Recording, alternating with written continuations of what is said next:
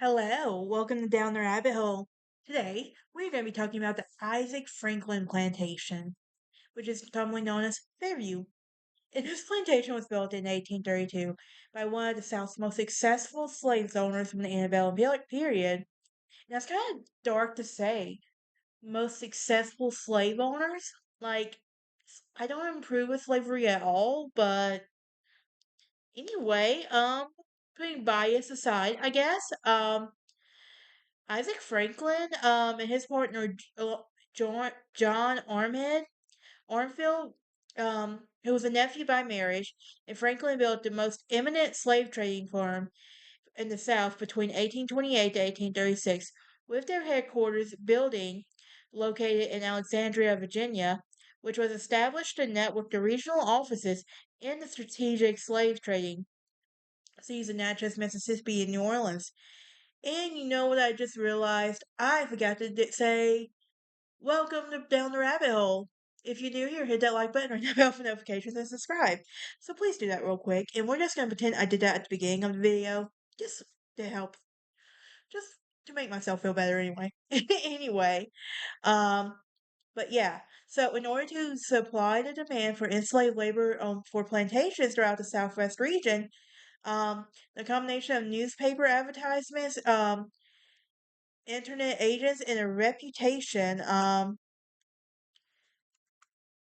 for fair dealing, and the ability to shifty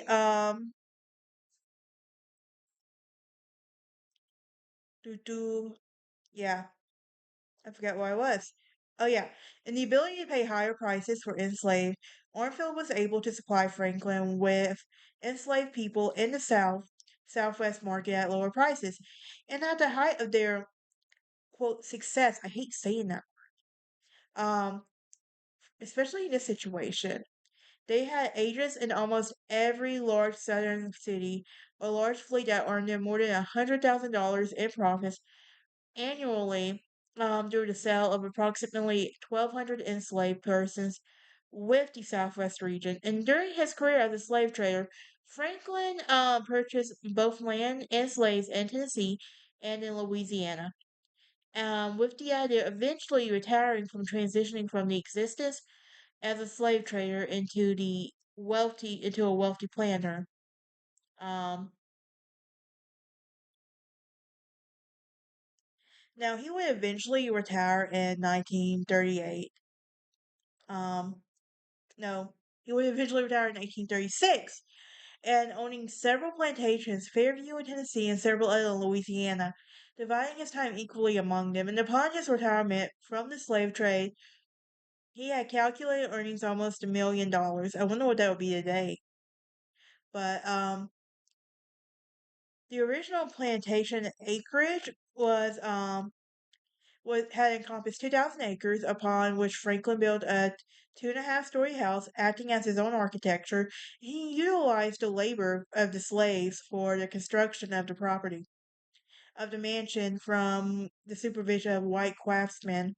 Now, the house is a amalgamation of several architectural types, including George Carnell, Jeffersonian, and Classical, Adamesque, Greek Revival. Additionally, numerous brick buildings, including a kitchen, smokehouse, barn, carriage house, and stables, and hostler's house, however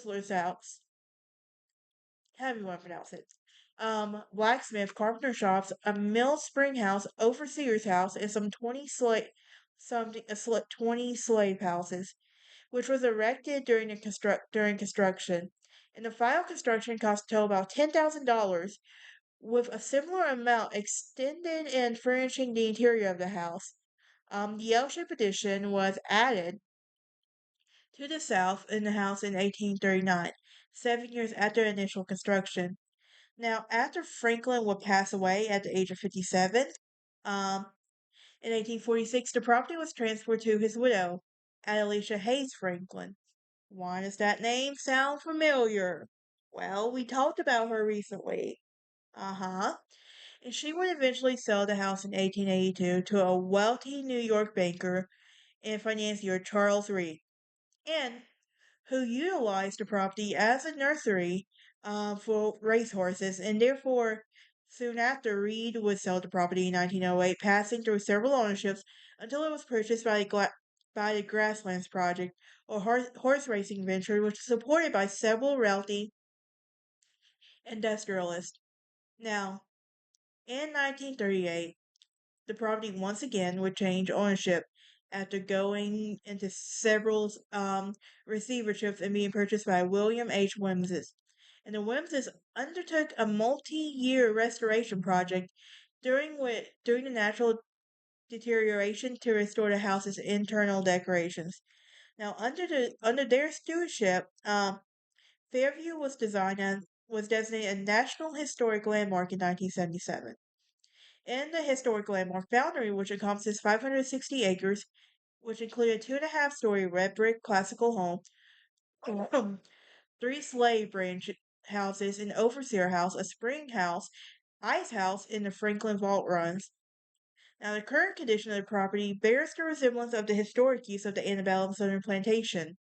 Now, the area surrounding the house had been developed into a golf course community with horses and other facilities placed directly adjacent to the inner spread within the property of the main house and outbuildings. Now, various alterations have been introduced to the main house, so it is no longer conveys its historic association as an antebellum plantation home. And then another one, a one-story addition, um, was built on the corner of the rear elevation, and the introduction to a new woodwork and drywall um wall with the widening of the doorways. In addition to the windows and fiberglass and shutters, the replicas are the originals, while windows are have been introduced to the previously open south end. Now, it's also important to note that Fairview was withdrawn from the National Historic Landmark designation April 4th, 2005. It is so yeah. But that is it for this episode. You can join me next time, as I honestly don't know what we're going to talk about next time. I don't have my list right in front of me. But I just want to say I don't condone slavery. I hate using the word successful. As much as I am a true Southerner by heart, there's some things I had to draw the line at people. But y'all have a great day and a happy Thanksgiving.